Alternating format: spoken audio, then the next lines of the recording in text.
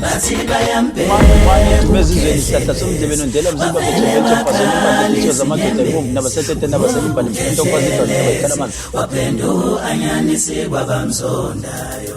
sizokhuluma contract yomcebo bese thi omunye umuntu uma kwenzeka Khehlelezi ushona lo moya usushade nami siyayisenze njani mina naso lesigubhu angithi sengikutshelile phela ukuthi uthatha lo mbisi uyogezwa wena emfuleni idlozi alixabani nalezinto amanga la umuntu lo muntu usuke namanga ethi yena idlozi liyaxabana alixabani kanti njalo nalabo esifazana athi mina ngisafufusa Nkosi yami yini engafufusa ngawo lalela nawe uthi usafufusa Nkosi yami zikhona igubhu zabafufuso othola ukuthi ziwo 10,000 12,000 kanjalo even the celebrities are using these things to control the crowd and to be popular.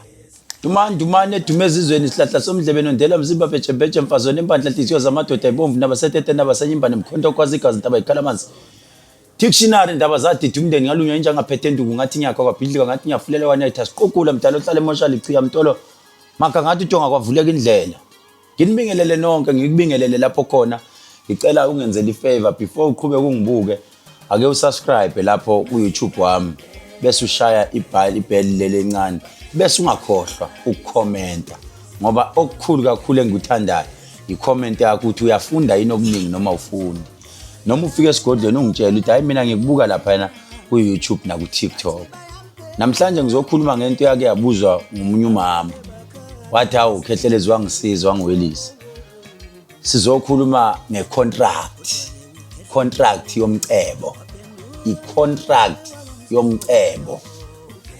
Kunomuntu wakwafiwa ngibuzwa athi mkhulu mina ngifundile ngicela ukubuza ukuthi i-contract yomcebo ikhona yini. Lalela nayi inamba yami ka WhatsApp 071 130 7808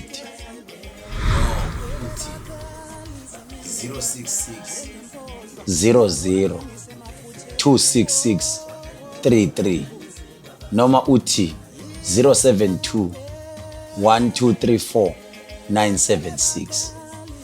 Mawufuna ngikuhlolele over the phone hayi ngizokutshela ngizokustressa ngempela hayi kancane futhi kodwa if uyimisela ukhokha 2500 kodwa mawuza la ekhaya u500 rand every Friday ngisebenzele eGoli ngiyacela uzobona wena ukuthi ufuna ukwenza kuphi TikTok Dr K 503 ungakhohlwa ukulike ungakhohlwa ukufollow Facebook page Nyanga Yodumo Mzo Khehlelezi inabantu abawu 864,000 neBlue Bash inamba ile ngiyikhulumile mina angiyenzi imali isheshayo ngiyacela ukubambe lokho lalela ukhona umuntu othi Khehlelezi mina isigubhu ngiyasithanda kodwa ngiyasaba ukusigcina ekhaya ngiyasaba ukusigcina endlini yami ngiyasaba ukuhamba naso kodwa ngiyayithanda lento noma Khehlelezi ngiyafisa ukuthatha lesigubhu sama million noma sokuthatha lesigubhu so 90,000 70,000 kodwa inkinga yami anginayo le mali akwazeki yini ukuthi sibe necontract ungibole ungirentisele sona ngibuye ngisibuyise ngiphinde ngisithathe ukhumbule ukuthi mangunika isigubhu ngiyakushadisa naso noma before ngikunike sona ngiqale ngibuza amathambo oqala ukuthi lo muntu umlungele yini ukuthi angasithatha lesigubhu amathambo iwona avumayo ukhona omunye umuntu othi hey nezwa kuthiwa isigubhu siyabulala ayikho leyo nto ayikho sondela ke imuzokuza abantu abaningi bahamba ngeemoto ezohlobo lophezulu yilezi igubhu lezi enizibona la kuya ngawo ukuthi uthathe siphi futhi ufuna ukusheshsha kangakanani ufika la ofuna ukufika khona mina ngiyakunika lento oyifunayo kube uwe ukuthi uyafuna ukusheshsha noma awufuna ukusheshsha khona umunye umuntu othi mina imali ngifuna ingene ngokusheshsha khona umunye othi ngifuna ingene kancane kuya ngawe ukuthi wena ufunani kodwa sikhona izinto mase ufikile esigodlweni esixoxa mina nawe sobabili bese siyavumelana nansi ke lapho engifuna ukuya khona isigubhu sencontract esikhona senza icontract mina nawe siqomana okwesikhathi esincane hayi ukuthi phela ungiqome ukuthi sesiyathandana cha ngithi mina lesigubhu siyawuqomana kancane khona umunye othi mina ngifuna ukuza ngizosithatha kodwa ngifuna ukuhamba nespirit noma nomoya waso sona sisale. Kuyakwenzeka yini lokho? Yebo kuyenzeka. Angithi mawufika la ekhaya sibese sikubhukhela leli room elihle, mase kubhukhela leli room elihle bese sithatha le mali oyikhokhile bese siyibeka eceleni kwaso lesigubhu bese wena ufika ukhuluma ungaqokile ukhulume kusona lesigubhu, ukhuluma kusona bese sihlala sifaka amaswidi ulala. Mawulala asikulali cha, asikulali. Angithi ke mawulele umuntu mayilele uyafa kwesikhashana bese kufika abantu bakho bese bekhuluma nawe ebusuku. Kukhona into ozawuvuka ungitshele yona ukuthi ekseni uthweni ungenza ukuthi ngithiwe ngingagezi noma ngingacabi, kanti sesikhulume sona ukuthi ngalesikhathi mawulala noma ungafika ekseni ulale emini as long uke wazumeka. Mawuke wazumeka sifuna that connection, kunento eniconnecta nayo ebusuku nilele. Kodwa kuya ngesikhathi ukuthi wena usifuna kwesikhathi esingakanani bese masiqeda kuyiconnecta leyo bese uyasho ukuthi mina lesigubhu sami ngisifunela amathenda noma lesigubhu sami nginamatekisi, ngifuna amatekisi noma nginamaloli, ngifuna amaloli noma nginezimayini. Abasebenzi bayangitshontshela, ngifuna ukwazi ukuthi singangenzela yini imanga. Akugcini lapho, sithi masiqeda lapho kunomqamelo esikwenzela wona oyindwangu emhlophe obuya nawo namaswidi bese sikunika sithi njalo ngesonto uyodla iswidi elilodwa, njalo ngesonto uyodla iswidi elilodwa. Bese masuka lapho mayiphela lamaswidi buya, mawubuya ungiphathele ama 1 liter awu10 wobisi, mawungiphathele ama 1 liter awu10 wobisi.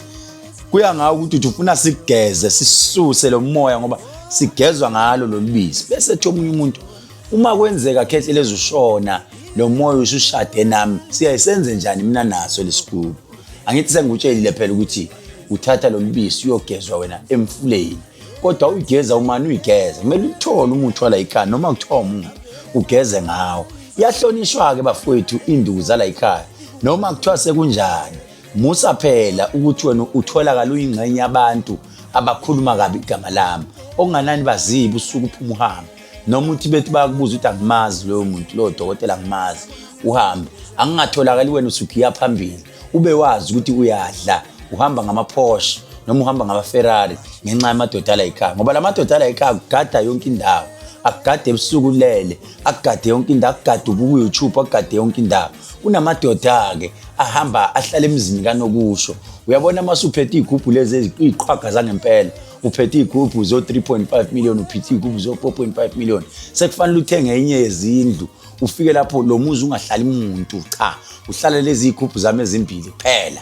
Wena ufika nje ngokungena kulo muzi ukhulume maybe ungene epool ugeze umuntu ozoklina ipool akafike kanye ngesonto akline leyo nto enza igarden aphuma hambe angahlali umuntu. Le ndlu kumele ibe fully furnished, ihlala lamadoda kuphela. Omunye uzobuza athi hawu asukenzani? Cha, lamadoda ngisho ungafika yini la ngopopole ewindini uyozwa kunengxoxo exoxayo phakathi, ungaboni ubani abaxoxayo uyivuza ukuthi yini.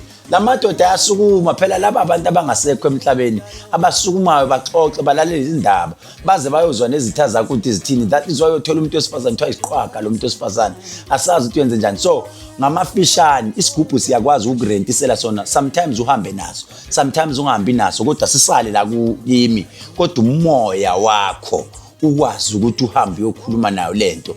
That is why ama spirits ayahlangana phezulu emoyeni.